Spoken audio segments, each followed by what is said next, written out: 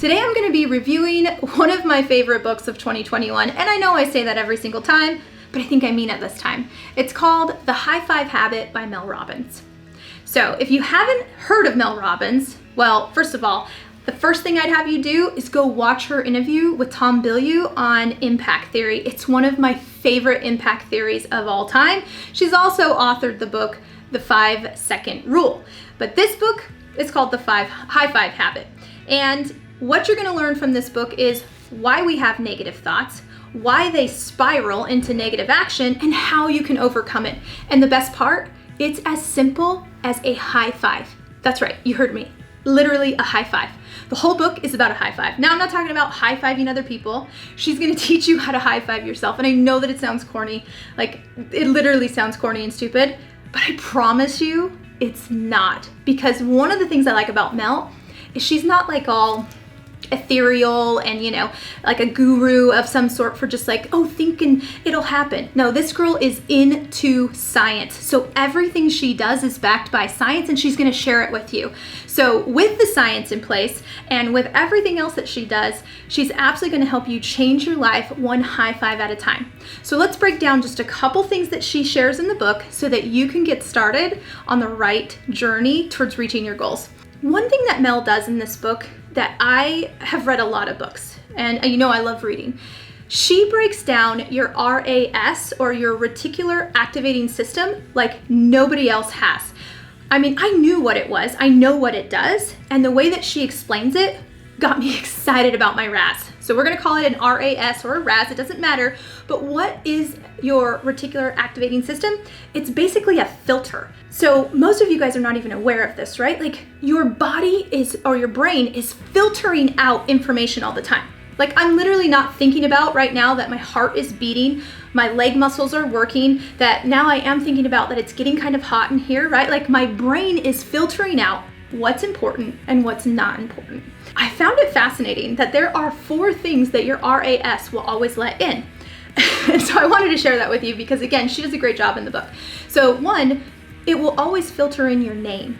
So that's why you can be like reading a book or doing something, and if someone calls your name, you will hear it. That's an example of how your brain filters important information versus non-important information. The second one is danger, right? So you could be focused on something, hear a noise, and either you're in danger or someone you love is in danger. Your RAS is gonna filter that as well so that you can protect yourself, right? Because your brain absolutely wants to protect you.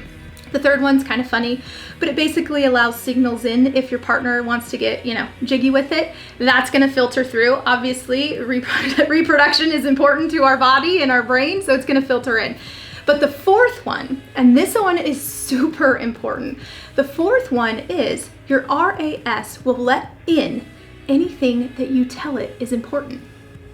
So if you read the book soundtracks, or if you listen to my YouTube video that I did on that book just a little bit ago, what's a soundtrack? A soundtrack is something that we say on repeat in our mind. What you're inadvertently doing though is telling your RAS what's important, right? So if it's negative, right? Let's say, I'm no good with money, I can't keep a budget. If that's on repeat as a soundtrack in your brain, then what your RAS is gonna do is it's gonna start to look for evidence that it's true. So when you look at your Starbucks card and how much money you spent, it's gonna say, see, Kristi, you're no good with money, right? Every time you buy something, here's another evidence you're no good with money. So your RAS is going to look for whatever you tell it's important. This book is gonna help you train your RAS to actually work for you so that you can change your life. And it's very, very simple. Now there's a couple quotes that I'm gonna share with you because I found them so profound. This is one of the books that I did listen to on Audible. Mel reads it herself, she does a great job. And I would actually rewind and listen to what she was saying over and over again. So one of them that she said was, when your thoughts are negative, you take negative action. Now I'm pretty sure I'm not alone on this. I'm not gonna ask you to leave a comment about something that you did that you were not proud of and that you did was stupid, right? But I guarantee that there's been a time where you thought a negative thought. I really don't wanna gain weight. I really don't wanna overspend. I'm not gonna overdrink, right? Like there's all these things. When you think negative thoughts, you take negative action. That's huge. In fact, she says that when you think you're messed up, when you think that you're broken, you start to hate yourself. And when you hate yourself, you do things you hate. Have you ever done something that you didn't want to do that you weren't proud of because you were just in a dark place? That's what's happening when you train your RAS or your RAS to think negative thoughts. So a couple things that she's just gonna hit home with, because she's not all about just think and things will happen. She's about action. In fact, she says, no one's coming. You've probably heard this, soundbite on TikTok or Instagram. No one's coming. No one's gonna come and pop a listing into your hand. No one's gonna come and wave a magic wand and solve your scheduling issues. If you want a different life, take action now. In fact, she says, act like the person that you want to become, even if you don't feel like it, right? Well, why would I do that? Well, for one, when I'm acting like the person I want to be, my brain sees me doing new action. And then what does it do? It trains my RAS to say, hey, she actually is this person, right? I'm a healthy person.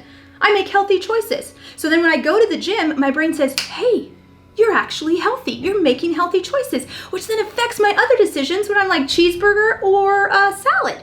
Well, I'm a healthy person. My brain is looking for opportunities. And this is my favorite part. And that's why I mentioned her interview with Tom Bilyeu on impact theory. She says motivation is complete garbage. That's not a popular opinion, but it's so true. Motivation is garbage because you're never gonna feel like doing what you need to do. Why? Because our brains protect us from doing anything that's uncomfortable, scary, or dangerous. So guess what? You're never gonna feel motivated. Jim Quick says in his book, motivation isn't something you have, it's something you do. And Mel Robbins is saying the same thing. Act like the person that you want to become. Put yourself in a position where motivation can show up.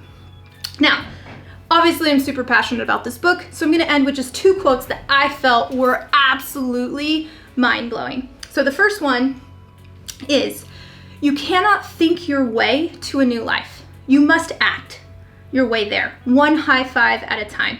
Taking consistent action towards change is not easy, but you can do it. Change the way you look at the world, and the world you look at changes. And then to end this review, 5 stars, absolutely, for the high five habit. How you respond to a moment of failure separates the winners from the losers. So my response to you guys is, give it a shot. Read this book and take action and start with the high five habit. I can't wait to hear what you guys think of this book. Definitely let me know if you like it and if you are implementing the high five habit.